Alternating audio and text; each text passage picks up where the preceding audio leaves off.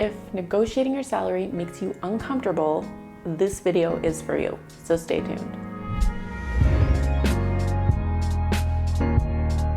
Okay, so I'm going to start with an example of a client I had and a situation that she was going through. I was coaching her and she had gotten this job offer. It was a great job offer, super excited, but she needed to negotiate her salary and she knew that.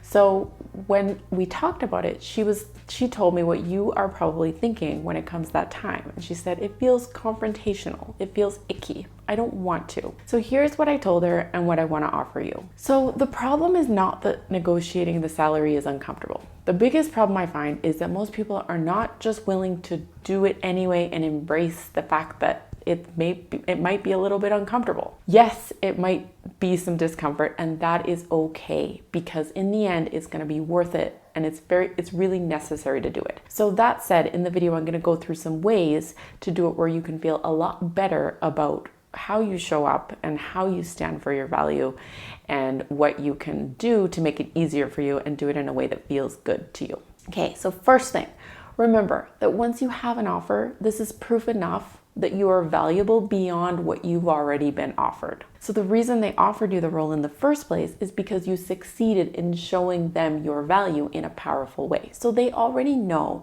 that they are getting somebody who they really want on the team. So you showed up in a way that led to the result of the job offer, which is huge. So that's already leverage right there. So the second thing, you want to be in a curious energy. So the reason why people feel like they're being greedy or they're all about the money or whatever thoughts you have about your salary negotiation and why you don't want to ask for more, I want you to switch that to just be curious instead. So when you get really curious about it, for example, my goal when I was in a position to negotiate is to be asking questions like, what do they most want?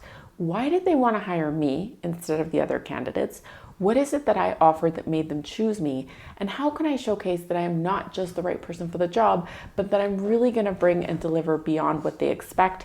And I'm thinking ahead, right? So if you're going to deliver 1 year, 2 years out, you can see what you're going to be doing. You're going to be growing and you're really going to be contributing more than the average candidate. Okay, so the third thing, you can approach it in a collaborative way. It's called the collaborative approach.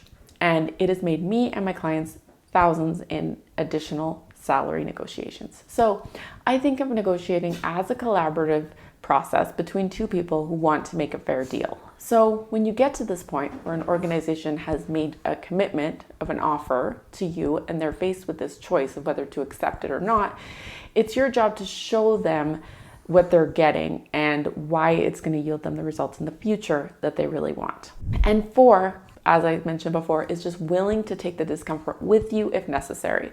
So just saying, I'm willing to be a bit uncomfortable for the sake of standing in my value.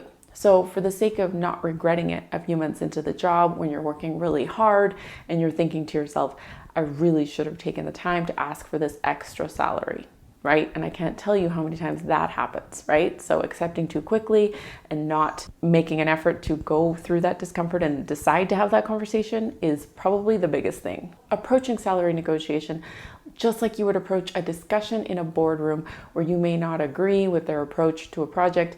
You just want to make a fair deal and be heard and just have some information put forward to give you the opportunity to make some more money. I believe strongly in the fact that my voice and my opinion is valid and it deserves to be heard, and it's the same with your value. The mistake is people don't understand what they're really going to bring. They don't know their value, and then they don't want to ask for more money. Number 5, don't think of it as you're trying to convince them or you're trying to get more out of them.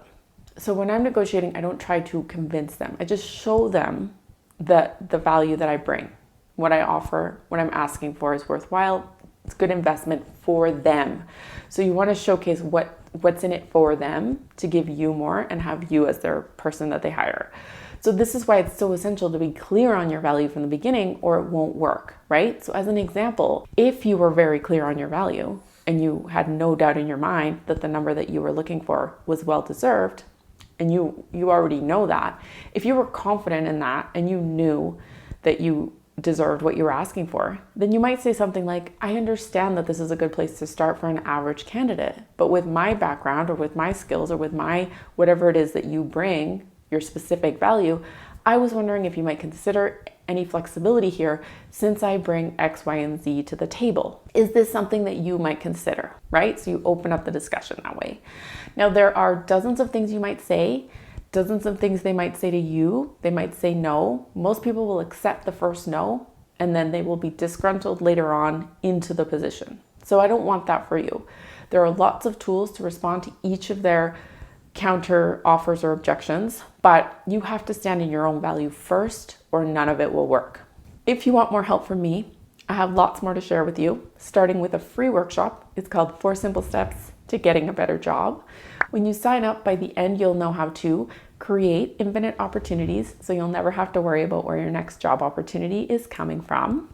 You are going to learn how to crush those interviews, once you get them so that you can feel completely at home with yourself and confident when you walk in and know exactly what you're going to be talking about. You're going to know how to master the salary negotiation process in a way that feels good to you and doesn't feel icky or uncomfortable. And you're going to learn how to set up yourself for a promotion. So we're not just talking about getting a better job here. We'll do that for sure, but also setting up your promotion for the future and making sure that you're making those right moves now so that when you're planning your future out, you're creating it from the start.